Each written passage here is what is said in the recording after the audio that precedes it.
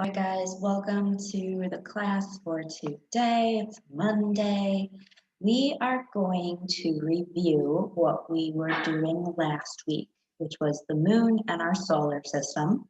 This is page 190 to 198. So we learned last week that the moon does not have its own light, and that light actually comes from the sun. This makes it the second brightest object in the solar system after the sun. So the sun is brighter than the moon. We learned that the moon rises in the east and sets in the west, just like the sun. This will never ever change. So the moon will always rise in the east and set in the sun, or set in the west like the sun. It takes 27 days for the moon to orbit the earth. And that is because the moon is a natural satellite of the earth. So we can watch the moon rise and set right here.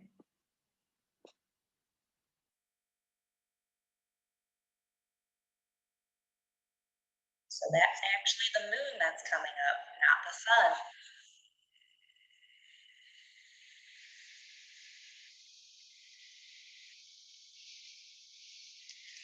So remember that the moon doesn't shine on its own. It's reflecting the light from the sun.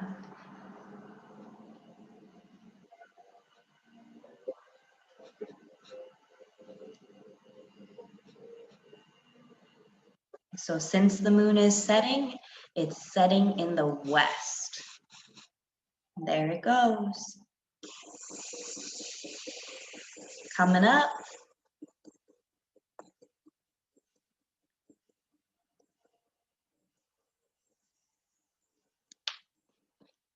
Can you guys remember what kind of light the moon is reflecting? That's right, it's reflecting sunlight. And which way does it set? In the east or the west?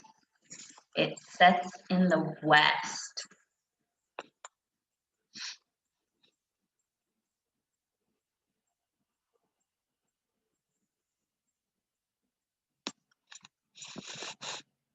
Right, perfect. So that was an example of the moon rising in the east, reflecting the light of the sun, and setting in the west.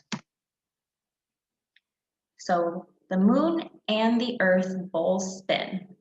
They spin the opposite way of a clock. So you know how clock arms spin like this? We're going to look at my mouse here. So that's moving from the left to the right. So if they're moving counterclockwise, it means they're going this way. So both the moon and the earth are spinning what we would consider backwards, from west to east.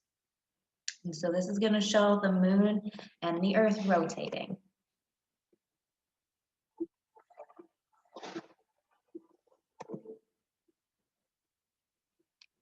So we can see here that the earth is spinning, and it's spinning backwards or counterclockwise. And then the moon is circling the earth, spinning counterclockwise. But if you look closely, the moon itself is also spinning. If you watch that black spot, it's going to disappear because it's spinning very, very slowly on its own as it also circles the earth. So the earth and the moon spin counterclockwise.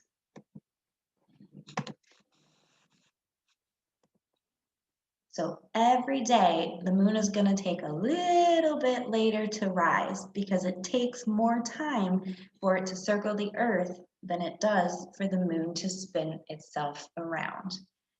And so what that means is that the moon takes more time to make one of those big rotations here. So it takes more time to go all the way around the earth behind it and come out this side than it does for this spot to circle all the way around the moon and come back to the front to face us. So we're going to watch.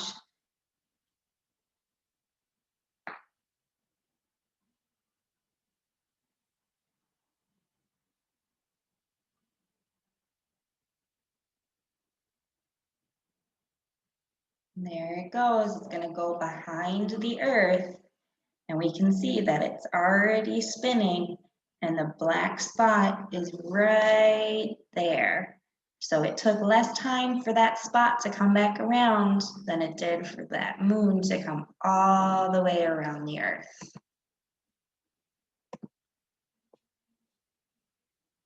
So we know that the moon is often pictured as a circle. But every night, did you know that it changes shape? So sometimes it's gonna look like this, like a little toenail. Sometimes it's gonna be half of a circle. And then sometimes it's gonna be a full circle. That's what we call a full moon. And this changes depending on what day of the month it is and where the moon is on its journey around the earth here. So depending on where this circle of the moon is in its circle around the earth, it changes what we can see. So the full moon is going to be the roundest and the fullest shape that we see of the moon. It's usually going to look really, really, really big in the sky, just like you see here, and it should be really bright as well. This will happen on the 15th day of the waxing moon. So that means it's going to happen on the 15th day of the moon going from a tiny little toenail all the way to a big circle like we see here. Every night it changes a little bit, so this happens every month as it goes through this cycle from the little tiny sliver, which we see here, to the half moon, to the full moon, and then it starts backwards where it goes to a half moon, a little tiny sliver on the opposite side, and then when it's completely dark like here, that's the new moon, and that means you can't see the moon at all. So there's no light from the sun hitting the moon. All right, so that was a quick recap of last week. And now we're going to learn about our solar system. This is lesson 2, page 210 to 217. So what is in space? We know that the moon is in space. We know that the sun is in space, but there's also stars, which are right here. And on a really clear night, you can see them in the sky. There's large amounts of dust, little tiny pieces of rock that make clouds. There's gas, and there's also random objects in space. These could be stars, meteors, satellites, or maybe even aliens. So in the universe, there's many, many, many galaxies. These galaxies make up of dust, stars, gas, and all those weird objects we just talked about. And they're going to be pulled together by gravity. Because gravity is pulling them all together, and they are all different shapes and sizes, these galaxies can be different shapes. Our solar system is right here, and it's called the Milky Way galaxy. That's the Milky Way galaxy. Just like how you have a Milky Way candy bar, you have a Milky Way galaxy. And you can look here, the sun is in the very center of our galaxy, and then all the other stuff circles it here, like dust, debris, random little space bits. So our solar system is what's inside the Milky Way galaxy. It's made up of the sun, which is the center, and all the smaller bits and objects that move around it. Earth is right here. It's the third planet from the sun, which means it's really close, and we can see those sun rays. So what is the sun? So the sun is gas. It's a big, big ball of gas that's the center of our solar system. It's the only star in our solar system, which means it's the only thing that can give us heat and light. Excuse me. There's a very, very strong gravity around the sun, so it pulls stars and other objects like planets towards it. The sun is 109 times larger than the Earth. That's like taking an ant and comparing it to us. The Earth is tiny like an ant, and we are big compared to the ant, just like the sun. And the sun is so hot that no life can live on it. That means no animals, no plants, no people.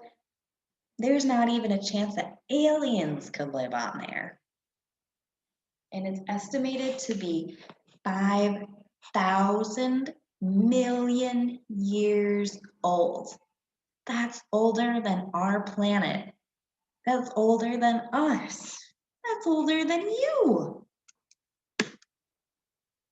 So last time we talked about how the moon is the sun's satellite, but the planets are also the natural satellites of the sun. So just like the moon circles the earth and the sun, all these planets here that you can see are going to circle the sun as well. So we can group our planets into two different kinds of groups.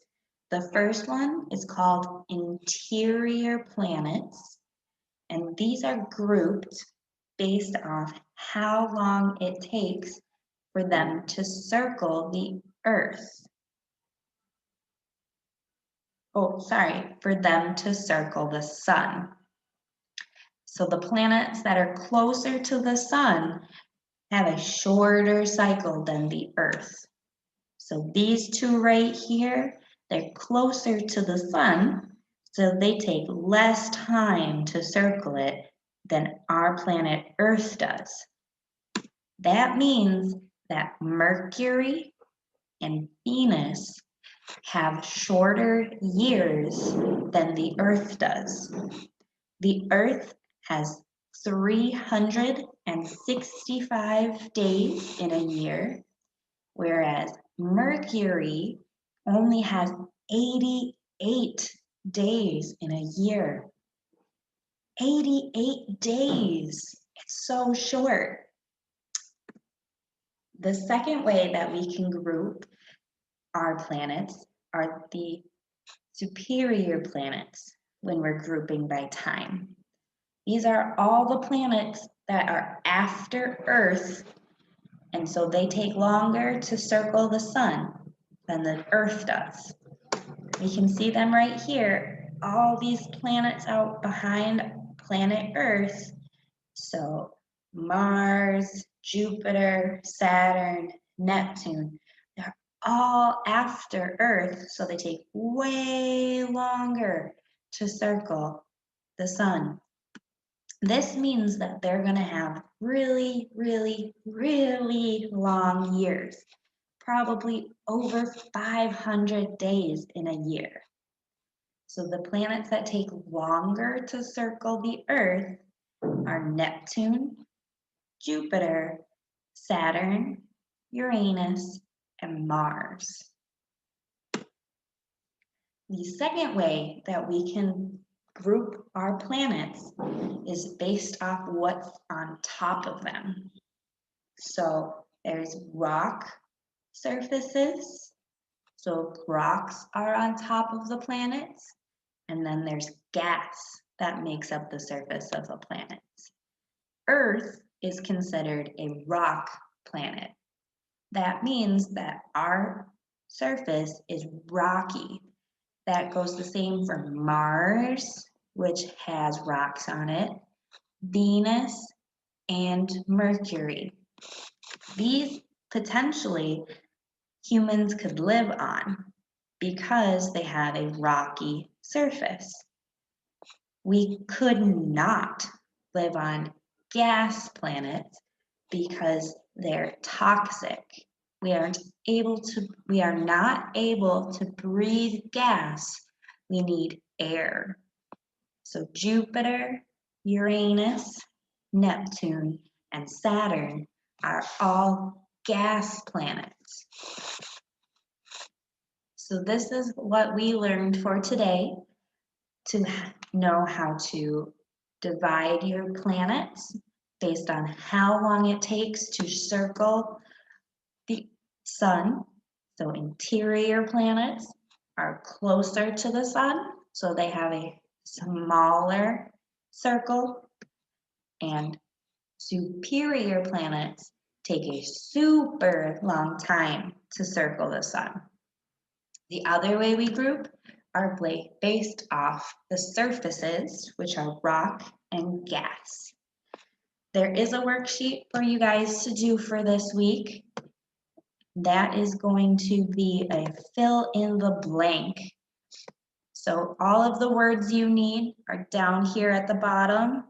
You can cut and paste or write them in right here. You're going to have to bring this to class with you, so make sure that you print it out and bring it when you come back to school. I hope you guys have a wonderful day, and I will see you later. Have a wonderful day.